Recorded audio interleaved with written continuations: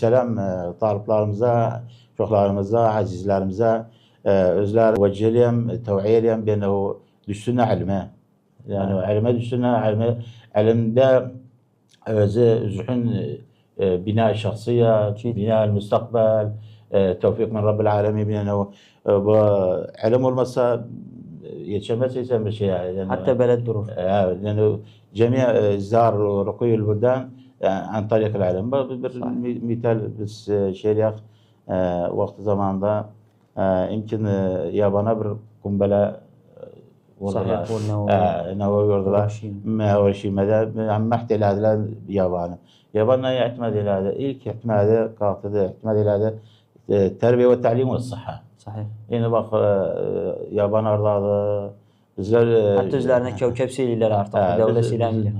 Biz Allah'tan istiyoruz yani tevfik min Rabbil alemin bu mesuller duysunlar şeylerine ehemmiye çok versinler muallime, müderrise, terbiye, okuma, ilim çok daruridir.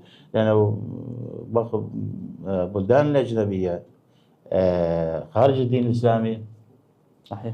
يعتمد الى bizim bir خمس bir düsturumuz var Kur'an-ı Kerim. Benim içinde Allah Teala bize bir ilim veripti. Yoktu bu ilimle. Yani Allah endirdi güzel o peygambere bu Kur'an'ı içinde bir ilim var dedi. Burada münetimde değil bu düsturda. Yani düstur hayatı yok. düstur hayatı. بس غير الدول الاعتمادية إلى إشنا أجنبي دول خارج الدين الإسلامي إشنا علينا معلوم بس bizimki استغلال yani. ضعيف علم çok mühimdi. Bir de yani selam evliya umur talebe mütabaa aslında şoklarını mütabaa aslında dirasa ilim mühimdi. Yerli metası var veli amr mektebe çağrısı müşkülat sonrası ondan özne derse az merhaleler oluyor yalla diğer bilmeyin az merhaleler. Yani bilmeyin içerci merhaleler. İذا ما متابعة صفر ده والله.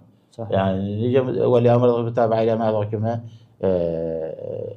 şoklarda ihmal ederler. Sahih. İhmal ederler. Kalmaz özde vaaz hatta mektebe şuna tabiyle. Lazım veli amr ضروري çok ضروري mütabaa lazım.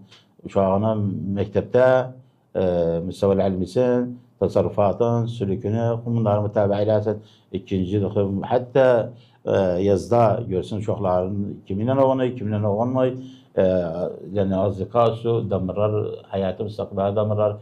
Sen meşgul say amilliğiyle, devam eder şeyde, böyle oğlu gelip ne oldu? Yani gezmelikle